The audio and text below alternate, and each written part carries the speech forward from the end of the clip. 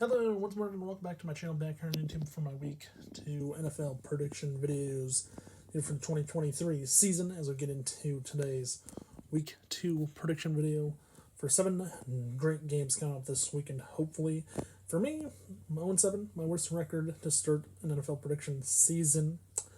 In the 3 years I've done it, with this being my third year doing it, this was my worst start to a season. And 2 years ago, back in 2021, if you saw my short video last night for my recap for week 1, and you read the description, 2 years ago in 2021, I went 4-3. Last year in week 1, I went 2-5. This year, I'll go on 7. So overall, 6-15. Week 1 did not treat me well in my NFL predictions over the last 3 seasons. But going into week number 2 for this year, in 2023, it's time to get real. 7 games this week. We'll see if I can improve the record, but I'm going to be behind the 8 ball trying to get back above 500 this year. So everyone has bad seasons though.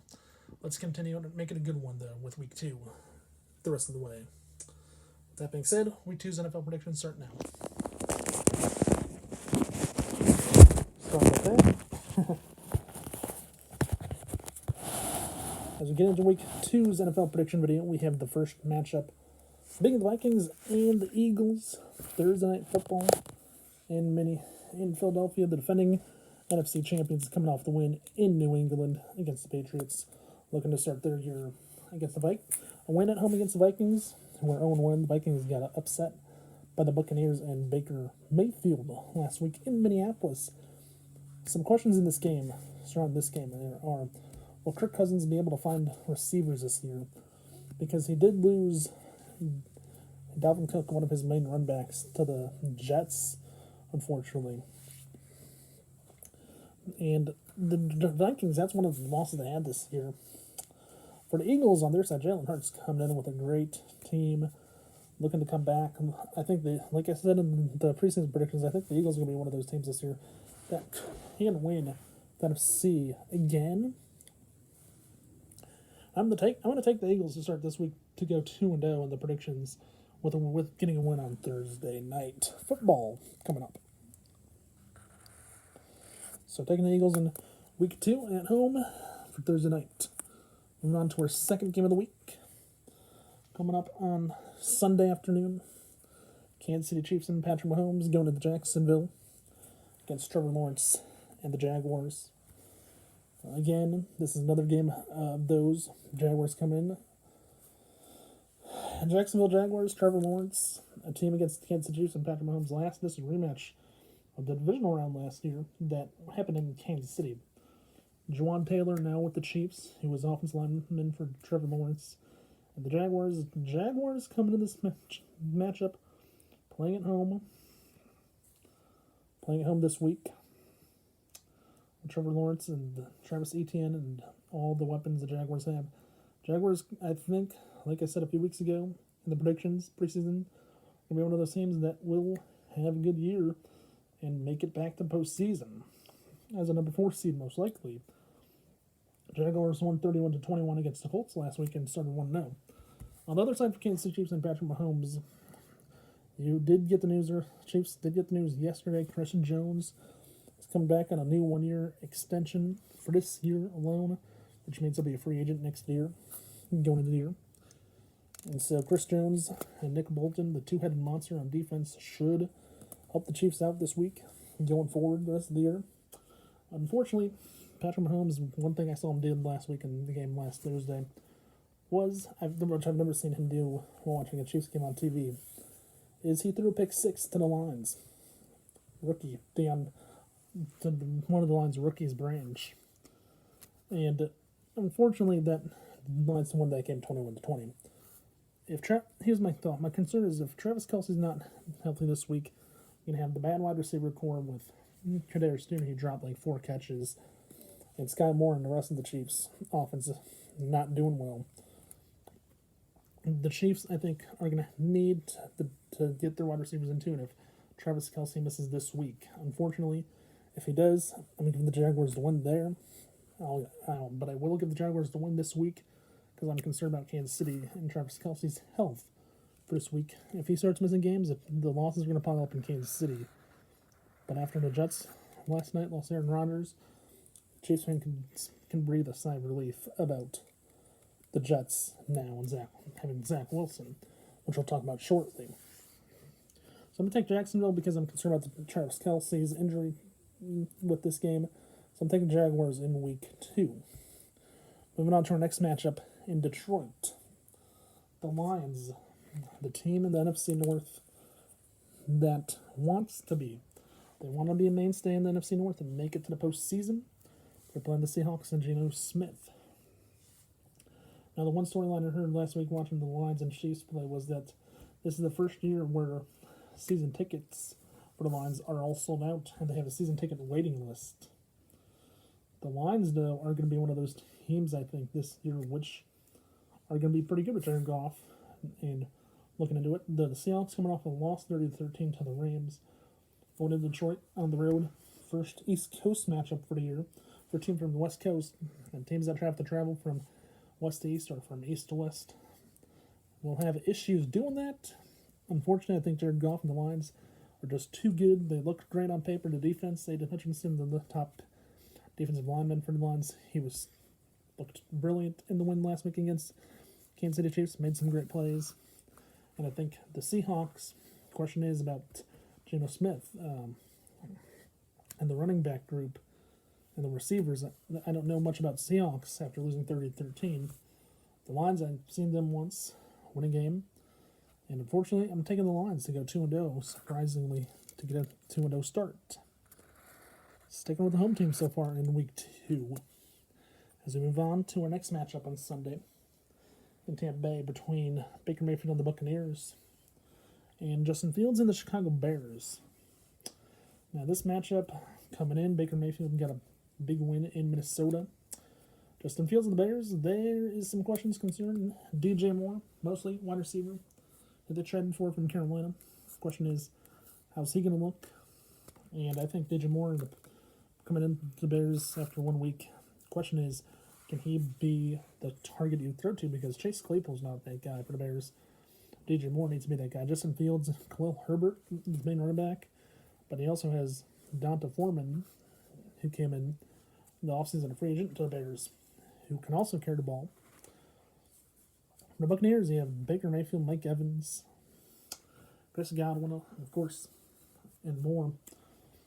The Bears, I think, look like a team that if their offense can play better this week, I think they can win on the road in Tampa for a surprising pick. I'm going to take Justin Fields and the Bears for a second week in a row, just like last week, because I thought the Bears would win against Jordan Love, but I guess I was tricked into that. But I'm going to take the Bears and Justin Fields this week because I think they get a win, surprisingly, on the road in Tampa. Moving on to the late afternoon window. The Rams against the 49ers and Brock Purdy. Brock Purdy and the 49ers coming off a big win last week in Pittsburgh against the Steelers and Kenny Pickett. So the 49ers saw Brock Purdy. He started his season through 2 touchdown passes. 49ers look like they're going to be the team to beat the NFC West. The Rams started with a loss. Got a win as well last week at home. And it's a rivalry week. When these 2 teams meet up, it's always a shootout. Just like the playoffs the last 2 years ago when the Rams made it to the Super Bowl and won at home in Super Bowl 56. And last year when the 49ers played the Rams strong and hard.